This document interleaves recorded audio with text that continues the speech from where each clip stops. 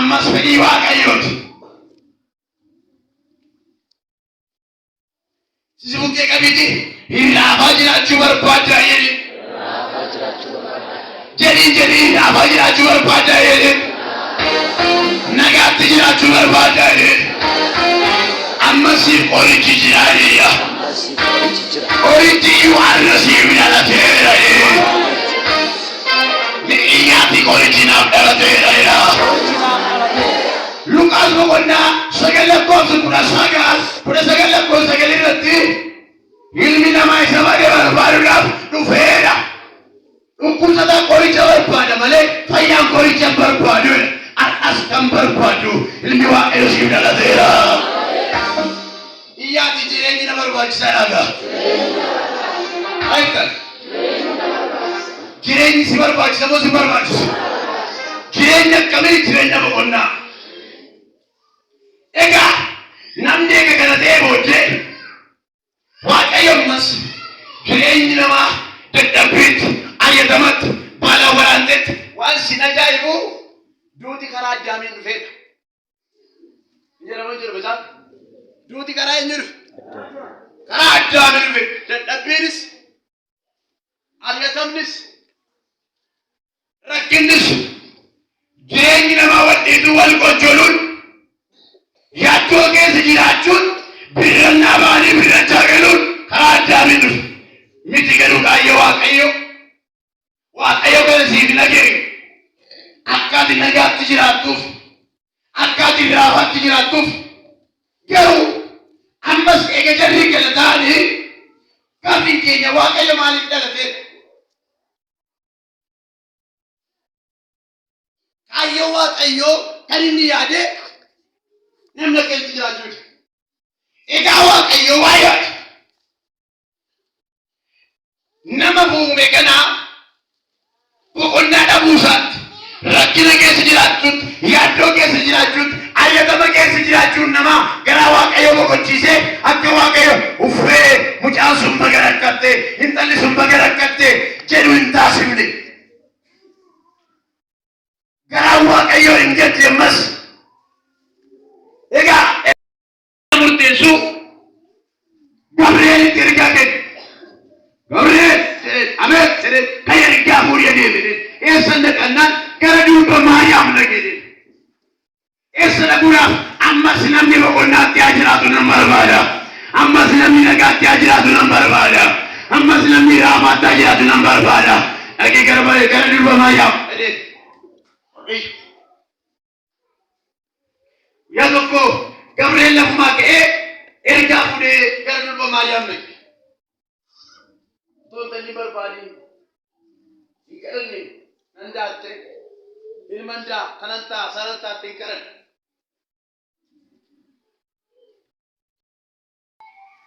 Waaqayyo waa yaade karaa duuba Maariyaam dhaladhe isaanitti siqee isaan barsiise isaan gorsee isaan qajeelche jireenyaan fakkeenyummaa ta'eefi ammas jannatatti fidaadha.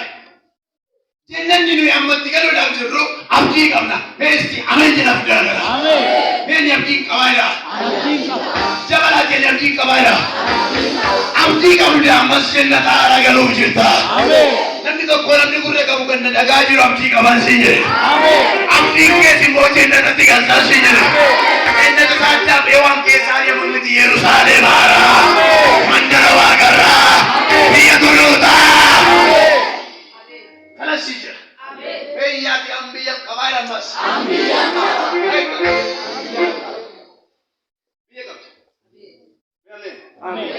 Biyya qabdi. Biyya boqonnaa dhabde san keetti deebi'uuf jirta. Beetaleemitti ililchaa gooftaan dhaalate haleluuyaa. Beetaleemitti ililchaa gooftaan dhaalate haleluuyaa. Mister Kiso walitti buusati. Beetaleemitti ililchaa gooftaan dhaalate haleluuyaa.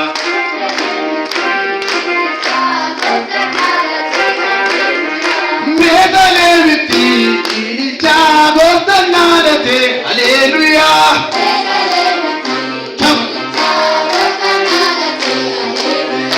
Gooftaan dhaalate. nalate. Jesus nalate. Gota nalate. Deva leviti. Ilija gota nalate. Hallelujah. Iya ilije utawali namutayari pada. Hindalo abet ilma indes inul gofta ilma indesa unak kabitti daatte maria unak kabitti daajeni adolul kwa iri to kona bira gembe kuwattishi akkedeni afura kulkulu dani inul gofta ilma indesa makasa mo yesus yette mo gafta inni itijere faisari yala badi amen karkara wala gachirani de fuil manna bodade akke sayya ko konna jada bito kuran bisabari fadade wala taka poratana velasias lokempara iyati faisana la tera warra jamanga wallan warra banan kambar balu gatebi to dawale ke sagangasu faisasi la tera mano yusa bokina faisana la tera iyate kana mawari ke detti faisana la tera ke kabala eu tira la tera sia la te mano ke fa sia la te gola ke dera hallelujah sagale wai nagara akkana jere kan tokko alla gola namota bayina sira na jera wa alke ko ka sira erka tokko nagaira mane namota bayina sira ni maya bayina sagatari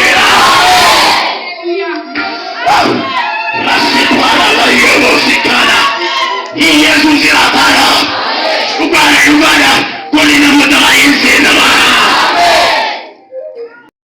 Aburi Waaqayyo gooftaan irra jira. Aburi Waaqayyo gooftaan irra jira. Sagalee misiraachoo warra gadadamoota takkan himuuf. Sagalee misiraachoo warra gadadamoota takkan himuudhaaf. Waaqayyo na dibeera. Waaqayyo na dibeera. Warra garaan isaanii cabe. Warri garaan isaanii cabe. Akkam fayyisuuf. Akkam fayyisuuf. Warra booji'amanitti. Warra booji'amaniif. Gadi dhiifamuu. Gadi dhiifamuu. Warra hidhamanittis. Warra hidhamanittis. Hiikamuu. Hiikamuu. Akkan labsu. Akkan labsu. Inni na ergeera. Harka kee ol kaasii yaa'ii jedhee. Hidhaan namoota baay'eetiin qabanan jedhaadha. Abuurri Waaqayyo gooftaa. Abuurri Waaqayyo gooftaa. Anarra jira. Anarra jira. Sagalee misiraachoo. Sagalee misiraachoo. Warra gadadamooti. Warra gadadamooti. Akkan himuuf. Harki gollaa kaasta. Sagalee sii dhufeera. Sagalee sii dhufeera. Ilkaan sii dhufeera. Waaqayyo sii galeera. Eshi namatti Waaqayyo na dibeera. Waaqayyo na dibeera. Warra garaan isaanii cabe. Era harki golkaasta. Namaan kan miidhamte, alaan kan madoofte, harki wayisii mul'isuu dhufeera. Akkam fayyisuuf. Akkam fayyisuuf. Warra booji'amanitti. Warra booji'amaniif. Gadi dhiifamuu. Harki golkaasta. Seexanaan boojamte, boojuu abbaa ormaa, kolonii abbaa ormaa jala kan jirtu, har'a kan bareedu jira yaaba. Nama ol kaa'e narraa cabeera yaaba.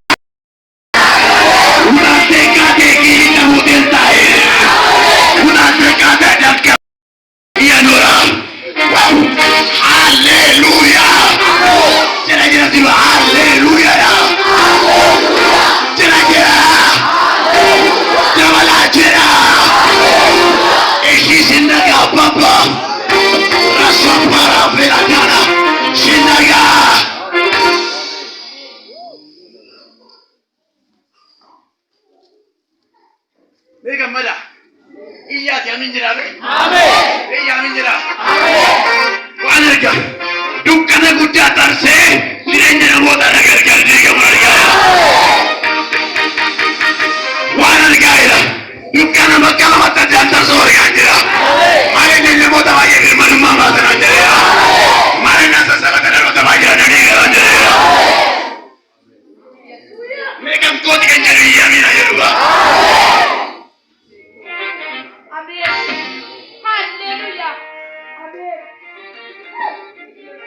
Hallelujah. Amen.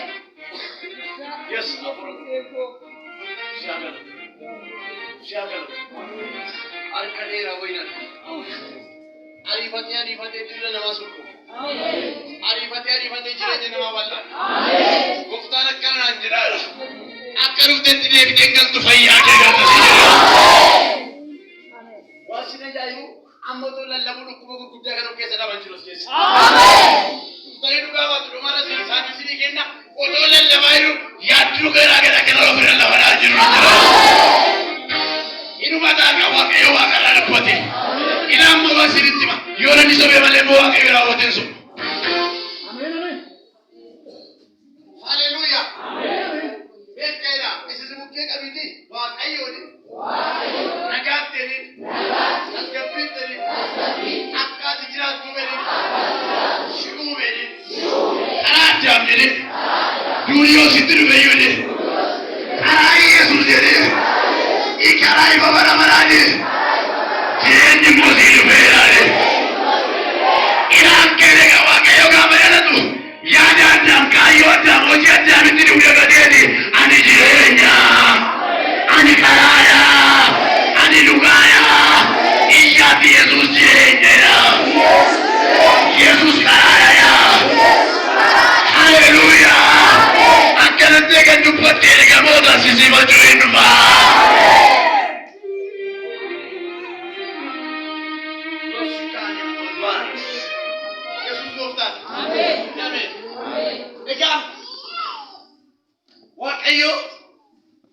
Waaqayyoon saakkas waan ta'eef Yoosef gaaf tokko kaadhimaa Maariyaam waan ta'eef dubartittii biran geenye. Kaadhima lama gidduutti immoo duriin baay'ata. Mee waan dubbadha otoo itti hin gahin macaafa hedduu caalu namoonni baay'een akka garagaraatti dubbisu. Mee macaafa kanaa eegan kana hiikee booddee gara dubbii kanatti deebi'a. Macaafa hedduu caalu jechoota baay'ee jedhanii dargaggeessi baay'een itti salphinatti ittiin ejjatti fiigaan. Garuu macaafni hedduu caalu namoonni teoloojii baratan na deeggaruu dandeessu yaadaani akkana jedhaniitiif macaafni hedduu caalu barreessaan macaafichaa Solomoon. Barreessaan macaafichaa Solomoon yoo ta'e Solomoon dubartii tokko baay'ee gaafata. Jechoota miidhagaa dubbate qabeenya waan qabu dubartittiin kaadhima qabdi. Wantoota garaa garaatiin itti agarsiisee kaadhima ishee jalaa fudhachuu barbaade. Kaadhimni ishee immoo tiksee hoolaatii jedhe. Inni tiksee hoolaa waan ta'eedhaaf biyya fagoo jira. Eenyu kaadhimni ishee? Mee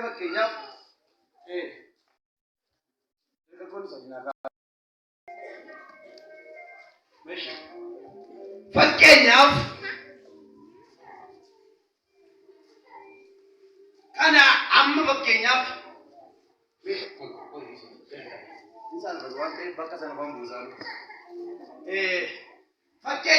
inni kun Solomoon. Ani immoo inni kun immoo abbaa kaadhimaati. Ani immoo akka dubartittiitti ishii kaadhimamtedha. Inni kun kaadhima kiyya waan ta'eedhaaf biyya fagoodhaa oolota tissa. Tikee olaati.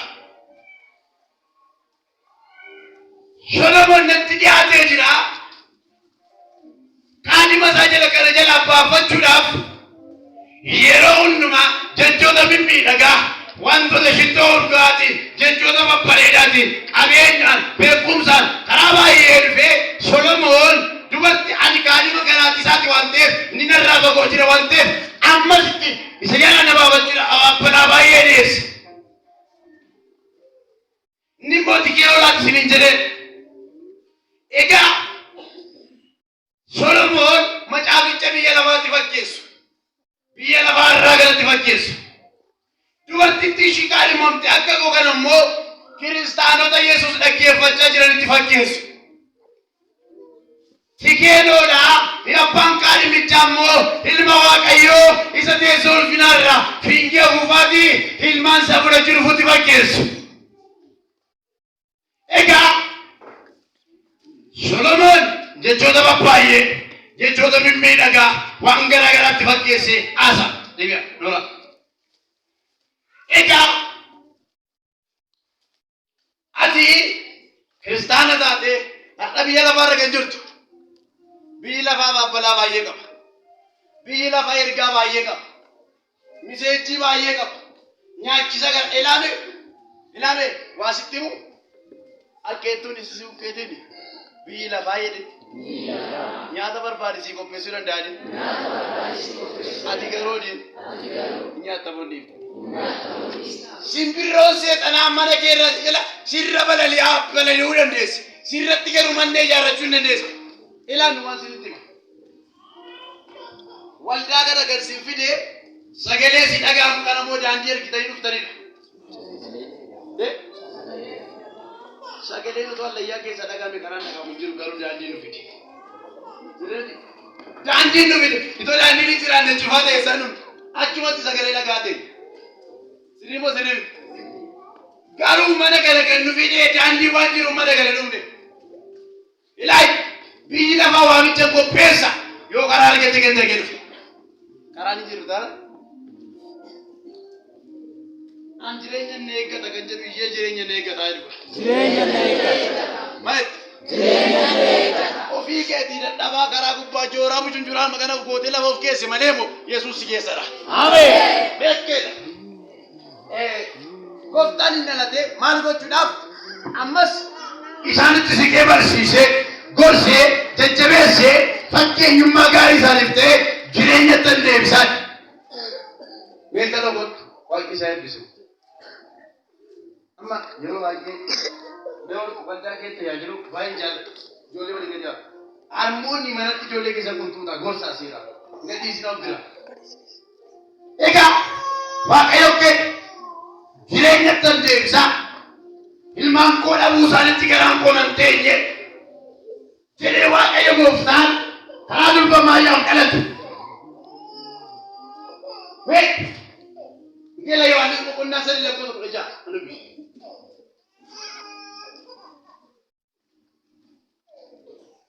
Mere geeffadha. Itu geera. 3:16. Mere geeffadha qalbii keessa filaame waan takka.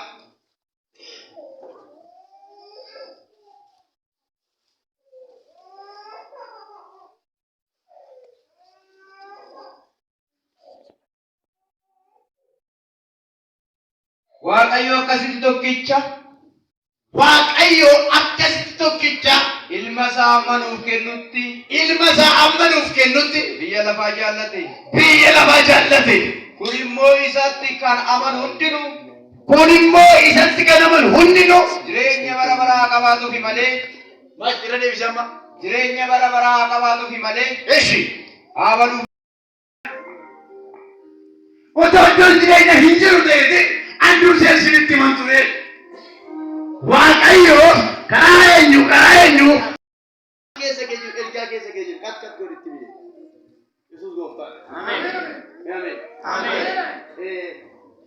tokko yeroo mana dhagitti ba'anii jechoota baay'ee dubbatanii ta'u ansaniinis keessa jiru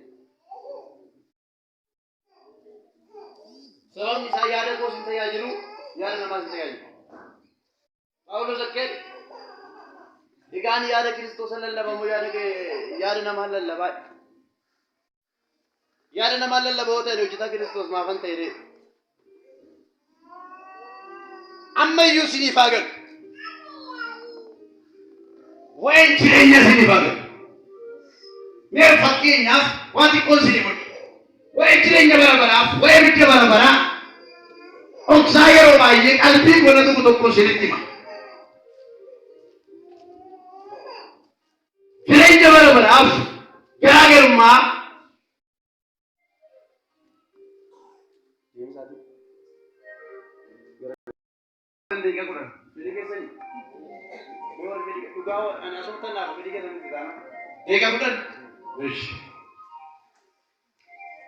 jireenya bara baraaf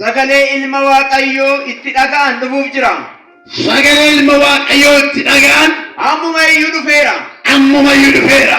Warri isa dhaga'anis hin jiraatu. Warri isa dhaga'anis hin jiraatu. hin jiraatu. Abbaan ofuma isaatii burqaa jireenyaa akka ta'e. Dhaggeeffadha. Abbaan ofuma isaatii burqaa jireenyaa akka ta'e.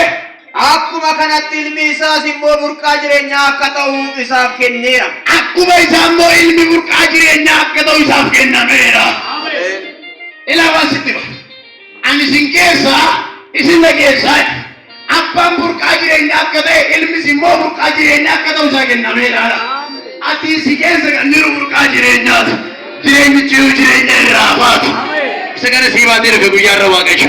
Wajjin hin dhaabbannee kadhanna.